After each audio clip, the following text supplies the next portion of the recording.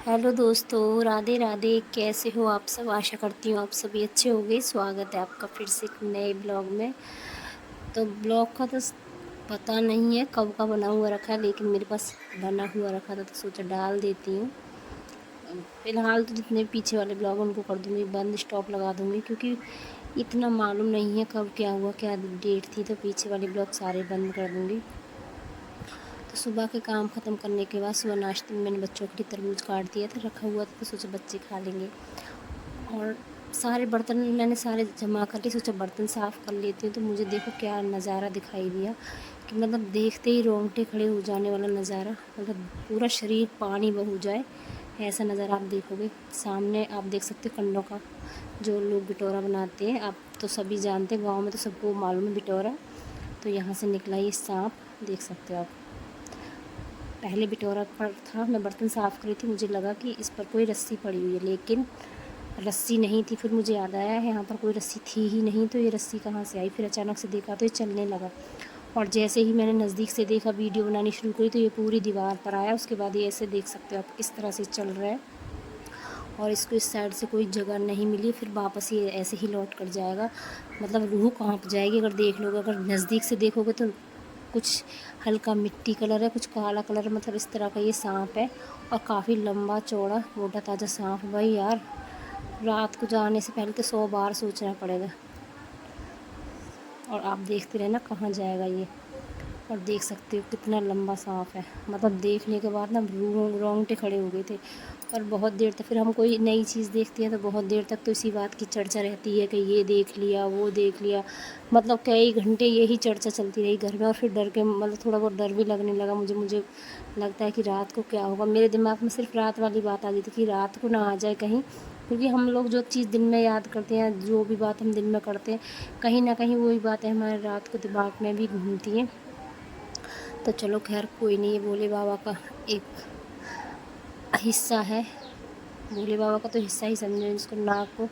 तो चलो फिर क्या ही, कोई नहीं, गर्मी के दिन है आजकल, तो गर्मी में ये सब निकलने हैं ही, क्योंकि गर्मी का मौसम, इतनी ज़्यादा गर्मी पड़ रही है, नीचे से जो आग निकल रही है उसकी वजह से जीव जंतु हर कोई परेशान है। तो इनको भी थोड़ी बहुत हवा की ज़रूरत है, तो ये भी अपने बिल से बाहर आ रहे हैं।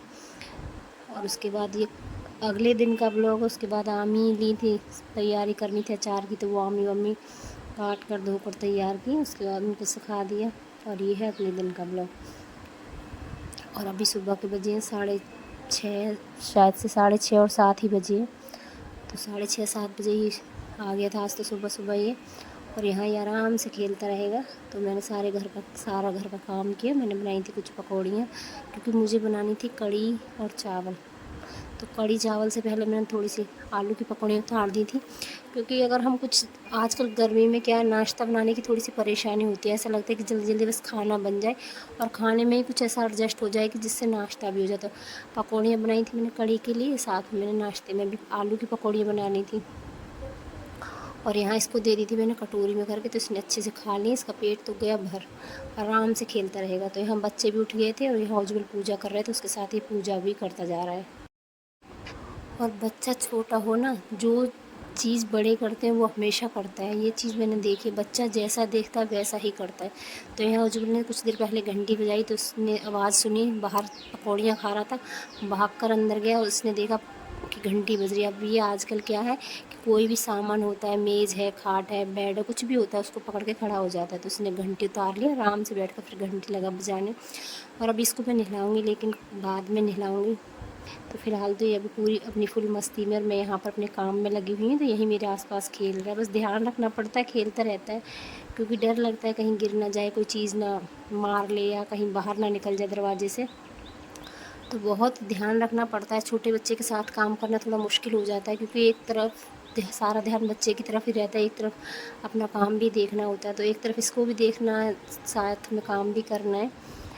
तो यहाँ करती जा रही हूँ अपने काम। तो देखो कहाँ लेट गया, पहले ठंडक लग रही थी तो वहाँ लेट गया, उसके बाद देखो उसको बाल्टियाँ दी गई। फिर मुझे लगा कहीं ऐसा ना हो बाल्टियों को ये पलट ले, तो इनमें पानी था, तो पानी गिरा कर मैं इसको ये बाल्टियाँ दे दी हैं, और आराम से ये खेलता रहेगा। उसके बाद मैंने सारे बर्तन साफ़ किए थे। और अपनी कड़ी बना कर रख दी है, कड़ी को फ्राई भी कर दिया, साथ में चावल भी बना दिए थे।